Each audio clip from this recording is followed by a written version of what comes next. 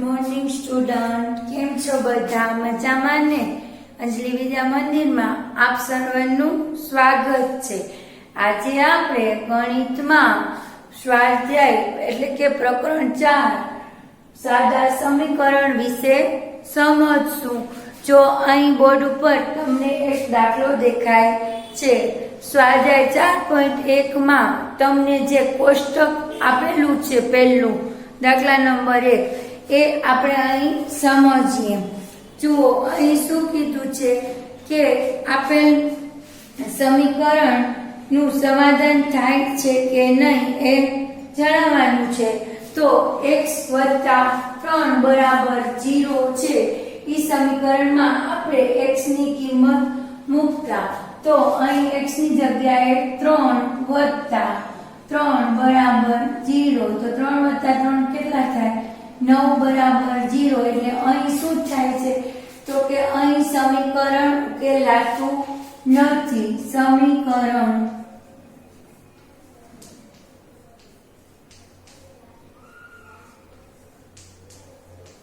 ઉકેલાતું નથી. હવે આમાં જ ત્રીજા અને ત્રીજા નંબરનું છે કે x + 3 બરાબર 0, જ્યાં x બરાબર -3 લેવાના છે. તો અહીં આપણે -3 + 3 બરાબર શું થાય? 3 માંથી 3 ગયા તો 0. એટલે 0 બરાબર 0. એટલે અહીં શું થશે? તો કે સમીકરણનો ઉકેલ મળે છે. ઉકેલ મળે છે. જો આ તમને બરાબર સમજાઈ ગયું ને, આના ઉપરથી તમારે x ની જે કોઈ કિંમત આપેલી છે એ તમારે લઈ અને આખું કોષ્ટકના દાખલા કરવાના છે. હવે તે પછીની સંખ્યા છે, દાખલા નંબર 2 માં આપેલું છે કે કૌંસમાં આપેલી કિંમતો ને આપેલા સમીકરણનો ઉકેલ છે કે નહીં તે તપાસો. હવે આપણને રકમ આપી છે n + 5, n + 5 બરાબર 19 અને n ની કિંમત આપણને આપેલી છે 1. n બરાબર 1. તો અહીં આપણે કિંમત મૂકતા n ની જગ્યાએ 1 + 5 બરાબર કેટલા થાય? અહીંયા બરાબર આપણે 19 લખીએ. બરાબર, 5 + 1 એટલે 6. 6 બરાબર 19. એટલે શું થશે? આ સમીકરણ સમાન નથી, કારણ કે અહીં ડાબી બાજુ બરાબર જમણી બાજુ નથી. અહીં ડાબા બરાબર નથી, જમા બરાબર, બંને બાજુ સરખું આવતું નથી. તેથી સમીકરણ ઉકેલાતું નથી. હવે એવી જ રીતે કોઈ પણ બીજું આપણે લઈએ, c 7n + 5 કૌંસમાં 19. અહીં બીજી એક રકમ છે 7n + 5 બરાબર 19. n બરાબર કેટલા લેવાના છે? n બરાબર 2 લેવાના છે. બરાબર, તો હવે આ 2 ની આપણે n ની જગ્યાએ મૂકતા, તો 7 × 2 + 5 બરાબર 7 × 14 + 5 બરાબર. અહીં આપણે આ 19 ના 19 એમને લખતા જઈએ. બરાબર, હવે આ બેનો સરવાળો કરો તો શું થયું? 19 બરાબર 19. એટલે ડાબા બરાબર જમા. અહીં આપણને સમીકરણનો ઉકેલ મળે છે. તો તમને આ દાખલો પણ સમજાઈ ગયો હશે. હવે આપણે છીએ તો આ દાખલા તમને બરાબર સમજાઈ ગયો છે ને. હવે આપણે અહીં આગળ દાખલા નંબર 3 સમજીશું. જુઓ, અહીં તમને દાખલા નંબર 3 માં સમીકરણના ચલોમાં જુદી જુદી કિંમત મૂકીને ઉકેલ મેળવો. હવે અહીં આપણે છે તો p ની જગ્યાએ આપણે 0 1 2 3 4 એ મૂકતા તો પેલા 5 કૌંસમાં 0 વત્તા 2 તો બરાબર કેટલા થશે? 5 ગુણ્યા 0 કરીએ એટલે 0 વત્તા 2 બરાબર 2 બરાબર 17. તો અહીં શું થશે? સમીકરણનું આ જો 2 વત્તા 2 બરાબર 17 એટલે ડાબા બરાબર નથી જબા. અહીં આપણને સમીકરણનો ઉકેલ મળતો નથી. હવે આપણે એક મૂકીએ, p ની બદલે આપણે એક રકમ મૂકીએ તો 5 કૌંસમાં 1 વત્તા 2 બરાબર 5 એકા 5 વત્તા 2 બરાબર 7 બરાબર 17. તો અહીં પણ તમે જોયું કે અહીં 7 આવે ને ડાબી બાજુ 7 આવે છે, જમણી બાજુ કેટલા આવે છે? 17. તો અહીં આપણે લખી શકીએ કે ડાબા બરાબર નથી જબા.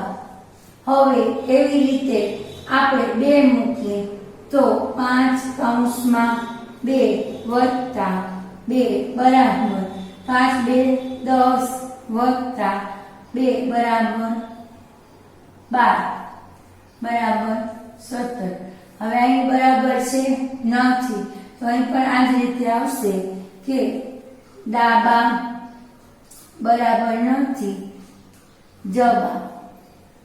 બરાબર. તો અહીં પણ સમીકરણ ઉકેલાતો નથી. હવે અહીં p માં 2 ની જગ્યાએ આપણે 3 લઈએ તો 5p વત્તા 2 બરાબર 17 માં p ની જગ્યાએ 5 કૌંસમાં 3 વત્તા 2 બરાબર તો 5 તેરી 15 વત્તા 2 બરાબર 17. હવે જુઓ અહીં 17 બરાબર 17 જવાબ આવ્યો. એટલે સમીકરણ ક્યાંથી ઉકેલાશે? તો કે જ્યારે p ની કિંમત 3 મૂકશું ત્યારે આ સમીકરણ ઉકેલાશે. એટલે અહીં ડાબા બરાબર જબા છે. સમજાઈ ગયું બધાને કે ડાબી બાજુ બરાબર જમણી બાજુ સરખી ક્યાં અંક મૂકવાથી થાય છે? તો કે 3 મૂકવાથી થાય છે. બરાબર. હવે આવો જે બીજો દાખલો પણ તમને આપેલો છે એ તમારે જાતે કરવાનો રહેશે અને તમને આ બધું હોમવર્કની વર્કશીટ પણ મોકલવામાં આવશે. જુઓ, તમને દાખલા નંબર 4 માં વિધાનને સમીકરણમાં ફેરવવાનું કહ્યું છે. તો એમાં પહેલું છે x અને 4 નો સરવાળો 9 થાય. તો આપણે એને સમીકરણમાં કેમ લખશું? તો x વત્તા 4 બરાબર 9. આ પહેલું સમીકરણ બને છે. એ પછી બીજું તમને આપ્યું છે કે y માંથી 2 બાદ કરતા 8 મળે. તો બીજું સમીકરણ શું બનશે? y ઓછા 2 બરાબર 8. તો આ રીતે તમારે દાખલા નંબર 4.1 ના દાખલા નંબર 4 માં આ રીતે સમીકરણ બનાવવાનું છે. બરાબર. હવે જુઓ, દાખલા નંબર 5 માં સમીકરણોને વિધાન સ્વરૂપે લખવાનું કીધું છે. તો p વત્તા 4 બરાબર 15 એવું આપેલું છે. પેલું સમીકરણ તમને આપેલું છે. p કેટલા આપ્યા છે? p વત્તા 4 બરાબર p વત્તા 4 બરાબર 15. હવે આનું આપણે વિશ્લેષણ લખીએ તો p માં 4 ઉમેરતા p માં 4 ઉમેરતા 15 મળે છે. 15 મળે સમજાણું આ રીતે બીજું છે કે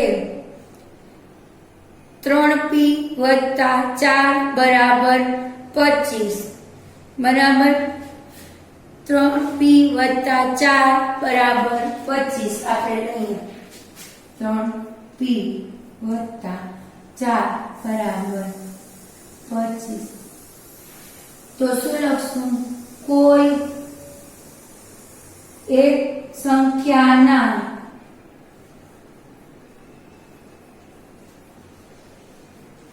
ત્રણ ગણામાં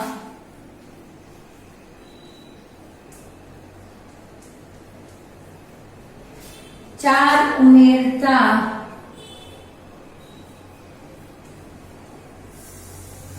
25 મળે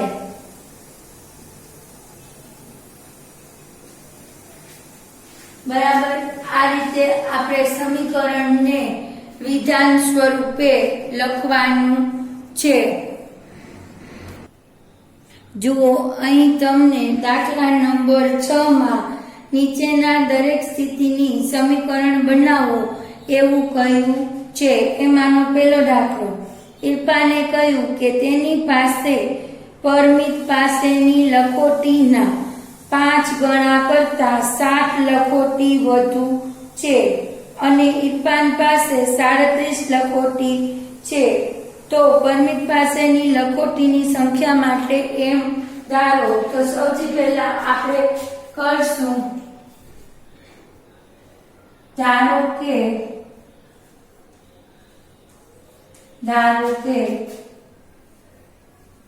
પરમિત ની લખોટી એમ હવે એમાં શું કીધું છે બીજું કે પરમિતની લખોટીના 5 ગણા કરતા પરમિતની લખોટીના 5 ગણા એટલે આપણે 5 એમ થાય બરાબર એના કરતા 5 એમ થયા બરાબર કરતા 7 લખોટી વધુ છે તો 5m + 7 બરાબર કુલ કેટલી લખોટી આપેલી છે ઇરફાન પાસે 37 લખોટી તો અહીંયા શું લખશું 37 તો જુઓ તમને આ સમીકરણ મળી ગયું કે પરમિતની લખોટીના 5 ગણા કરતા 7 લખોટી વધુ છે બરાબર 37 આપણને અહીં આ સમીકરણ મળ્યું તમને બરાબર સમજાઈ ગયું હશે હવે એના પછીનું છે કે લક્ષ્મીના પિતા 49 વર્ષના છે તે લક્ષ્મીની ઉંમરના 3 ગણાથી 4 વર્ષ મોટા છે તો પહેલા લક્ષ્મીની ઉંમર માટે આપણે અહીં શું ધારવાનું છે y ધારવાનું છે તો ધારો કે લક્ષ્મીની ઉંમર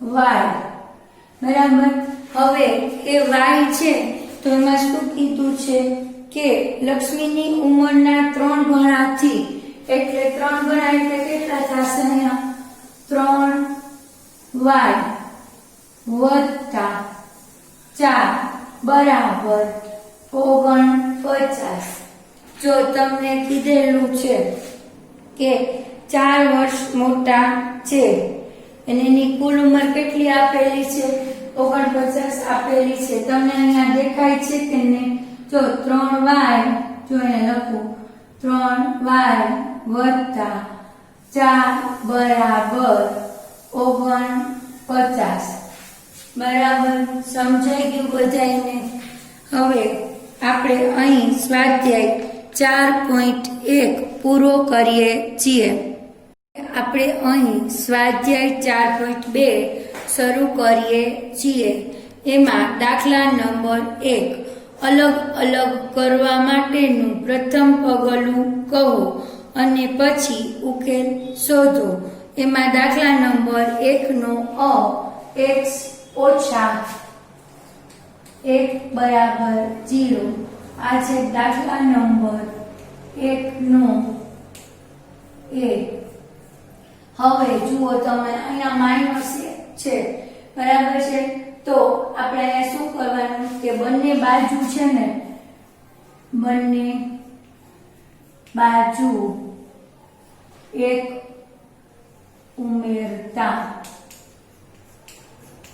તો અહીં આપણે લખીએ x ઓછા 1 વત્તા 1 બરાબર 0 વત્તા 1.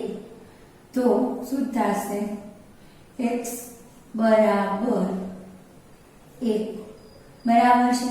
હવે આપણે અહીં x માં એટલે કે આ ડાબામાં કિંમત મૂકતા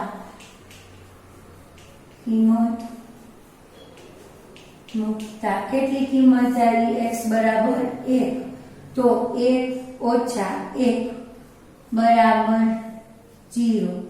તો અહીં શું છું? ડાબા બરાબર જબા, અને સમીકરણમાં શું મૂકશું? 1. સમીકરણમાં x ની કિંમત 1 છે. આ તમને સમજાઈ ગયું? બરાબર.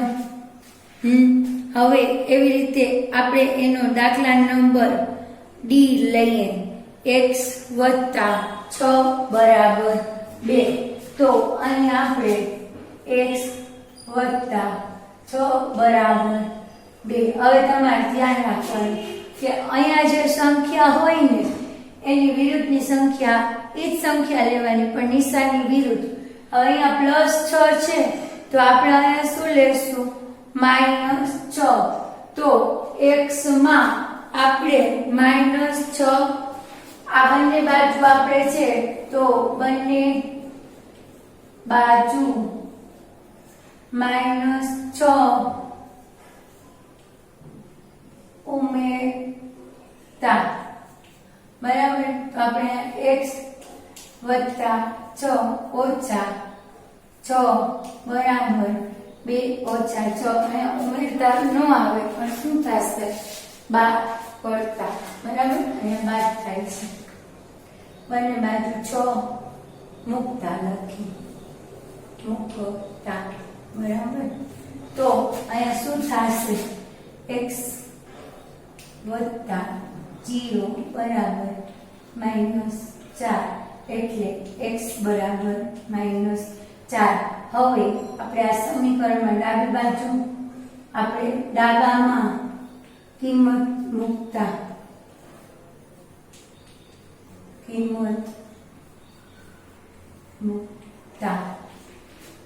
બરાબર. તો આપણે છે તો ડાબામાં આપણે કિંમત મૂકીએ તો કિંમત કેટલી આવી? -4 આવી. આ x વત્તા 6 માં x વત્તા 6, હવે x ની કિંમત આપણે મૂકીએ -4 વત્તા 6 બરાબર 2. એટલે શું છું? તો ડાબા બરાબર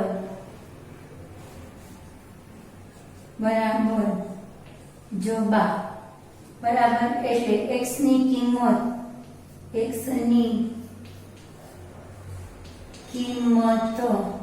-4 લેવામાં આવે તો સમીકરણ ઉકેલાય, બરાબર. હવે તમારે એવા દાખલા નંબર 1 ના બાકીના દાખલા તમારે જાતે પ્રયત્ન કરવાના રહેશે, બરાબર. હવે આપણે અહીં દાખલા નંબર 2 સમજશું. જો અહીં દાખલા નંબર 2 માં એની પહેલી રકમ અહીં આપણે લખશું દાખલા નંબર 2, એમાં a છે 3b બરાબર 42.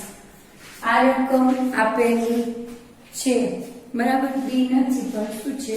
l છે. અહીંયા L છે. તો તો આપણે પહેલા શું કરશું, બંને બાજુ અહીંયા 3l છે તો બંને બાજુને 3 વડે ભાગતા, બંને બાજુ 3 વડે ભાગતા. તો તમે અહીંયા લખી શકો 3l બરાબર છેદમાં 3 બરાબર 42 ના છેદમાં 3. અહીંયા 3 3 વયા ગયા. ક્યાંક 42 ને 3 થી ઉડાડો તો 14 વડે ઉડશે. 14 તેરી 42 એટલે l ની સંખ્યા આપણને અહીં કેટલી મળી? 14 મળી. સમજાણું તમને? 3l બરાબર 42. તો બંને બાજુ જો અહીં ગુણાકારમાં છે એટલે શું કરવાનું, જે રકમ અહીં ગુણાકારમાં હોય એ જ રકમને આપણે બંને બાજુ ભાગાકારમાં લેવાની. તમે નિયમ જાણતા જ હશો કે જો સરવાળો હોય તો એની સામે બાદબાકી લેવાની, ગુણાકાર હોય તો ભાગાકાર લેવાનો, ભાગાકાર હોય તો ગુણાકાર લેવાનો. એવી જ રીતે માઇનસ હોય તો પ્લસ અને પ્લસ હોય તો માઇનસ એ જ સંખ્યા લેવાની. હવે તમારે એનો જ દાખલા નંબર H20T, અહીં આપણે H દાખલો કરશું 20T બરાબર 10. આ રકમ આપેલી છે 20T બરાબર -10 આપેલા છે બરાબર. તો હવે આપણે શું કરવાનું છે આમાં? તો હવે તમારે બંને બાજુને 20 વડે ભાગવાનું છે. જેમાં આમાં કીધું તો બંને બાજુને 20 વડે ભાગતા. તો બંને બાજુ 20 વડે ભાગો તો 20t છેદમાં 20 બરાબર -10 ના છેદમાં 20. તો અહીં 20 ઉડી જાય. અહીં શું થશે? t બરાબર -1 ના છેદમાં 2. આ રકમ તમને મળે છે. તો સમીકરણનો ઉકેલ શું થાય? તો કે t બરાબર 1/3 એ સમીકરણનો ઉકેલ છે. તમને આ દાખલા નંબર 2 સમજાઈ ગયો હશે. હવે આપણે અહીં દાખલા નંબર 3 સમજશું. જુઓ, અહીં આપણે છે ને સ્વાધ્યાય 4.2 નો ત્રીજાનો એ સમજીએ. 3n - 2 બરાબર 46. તો પહેલા આપણે શું કરવાનું? 3n - 2 બરાબર 46 એ સંખ્યા છે ને. હા, તો સૌથી પહેલા આપણે શું કરશું? તો કે સૌથી પહેલા બંને સંખ્યાને આપણે 3, પહેલા તો તમને ખબર છે કે આ 2 છે એને આપણે જમણી બાજુ લઈ જાશું એટલે બાદ થશે.